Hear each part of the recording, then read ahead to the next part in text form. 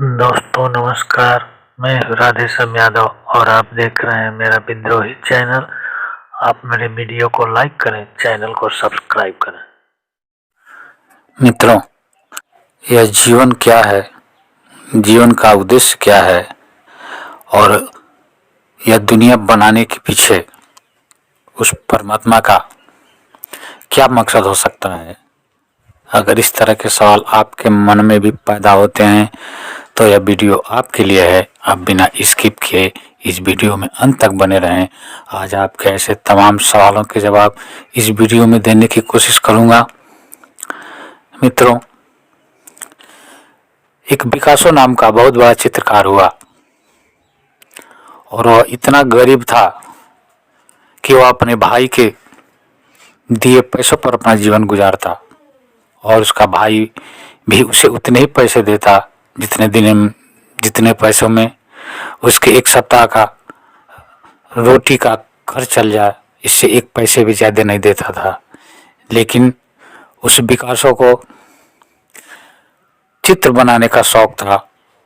उसके पास इतने संसाधन नहीं थे तो वह सप्ताह में 6 दिन ही भोजन करता और एक दिन उपवास करके जो पैसे बचते उन्हीं से वह चित्र बनाने के सामान खरीदता।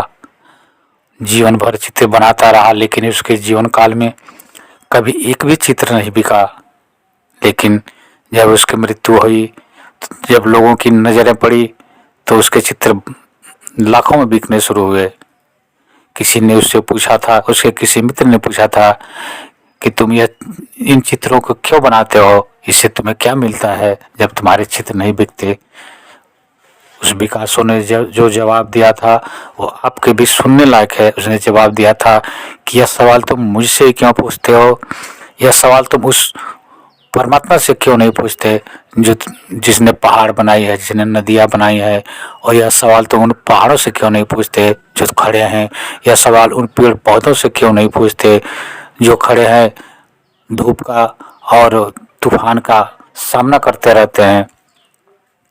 और मित्रों, मैं कहना चाहता हूँ कि यह जो परमात्मा है जिसने सृष्टि को बनाया, यह सृष्टि के पीछे बनाने का उसका कोई मकसद नहीं है। और जो किसी मकसद से बनाए वह परमात्मा हो ही नहीं सकता। परमात्मा तो इतना विशाल है, उसका हृदय इतना विशाल है कि पूरी सृष्टि ही उसमें समाई हुई है।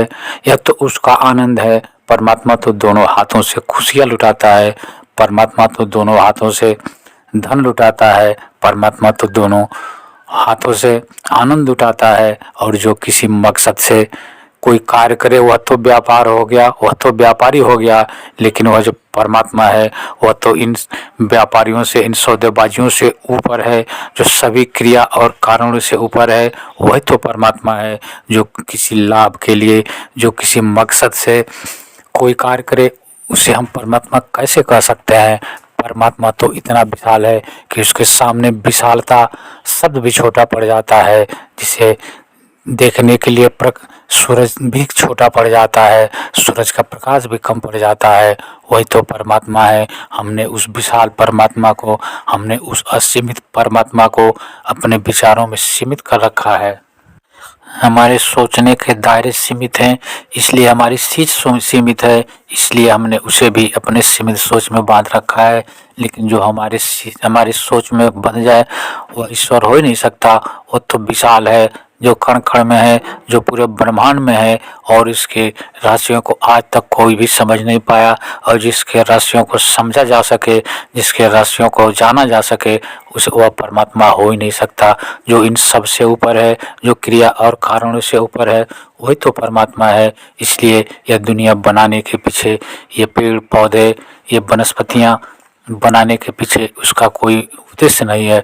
वह तो सिर्फ आनंद बांटता है। और इसने सृष्टि में जो कुछ बनाया है, जो कुछ भी हमें नज़र आता है, वह सब उसका आनंद है। उसके पास असीम आनंद है। और जब कोई चीज़ अधिक होता है तो वह बांटता है। परमात्मा भी अपना आनंद बांटने के लिए व्यग्र है और इसी आनंद को बांटने के लिए उसने जगत बनाया। इसी आनंद को बांटने के लिए वह हर छोटे से बड़े प्राणी तक का ख्याल रखता है। इसी आनंद के चलते वह सभी जीव जंतुओं का ख्याल रखता है। और इसी आनंद के कारण जब भी कोई उसे दिल से पुकारता है तो वह बिना एक पल की देर किए वह फौरन जा कर के उसकी मदद करता है। हमें भी उस परमात्मा के विचारों पर चल करके एक दूसरे की मदद करनी चाहिए, लोगों की सेवा करनी चाहिए, एक दूसरे के प्रति सहयोग का भाव रखना चाहिए। अगर हम उसके गुणों का रत्ती मात्र भी उपयोग कर सकें तो यह पूरी पृथ्वी स्वर्ग बन जाए या पूरी दुनिया स्वर्ग बन जाए। कहीं कोई विवाद न हो, कहीं कोई शोषण न हो, कहीं कोई अन्याय न हो, लेकिन हम उसके अंश होकर के भी हम उसके पद चिन्हों पर नहीं चलते। हमने अपने आप को ईश्वर समझ रखा है, हमने अपना विचार बना रखा है और हम अपने विचारों को ही सर्वोपरि समझते हुए लोगों का शोषण करते हैं, लोगों के साथ अन्याय करते हैं, लोगों के साथ अत्याचार करते हैं और लोगों के साथ पशुवत व्यवहार करते हैं। हम भूल जाते हैं कि हम उसी परमात्मा के अंश हैं, उसी परमात्मा ने हमको भेजा है और जब उसकी इच्छा होगी तब वह बुला लेगा, क्योंकि न आने में हमारा कोई अधिकार है और न जाने में हमारा बस है। यह अगर हम अब सांसें ले रहे हैं, अगर हमारा हृदय धड़क रहा है, अगर हम बोल रहे हैं, तो यह उस परमात्मा की देन है, उस परमात्मा की करुणा है जो हम पर निरंतर बरस रही है। मित्रों, आप मेरे इस वीडियो को लाइक करें और अभी तक अगर आपने मेरे विद्रोही चैनल को सब्सक्राइब नहीं किया है तो सब्सक्राइब कर लें। मिलते हैं अगले वीडियो में एक नए विषय के साथ। तब तक के लिए नमस्कार, जय हिंद, जय भारत, वंदे मातरम।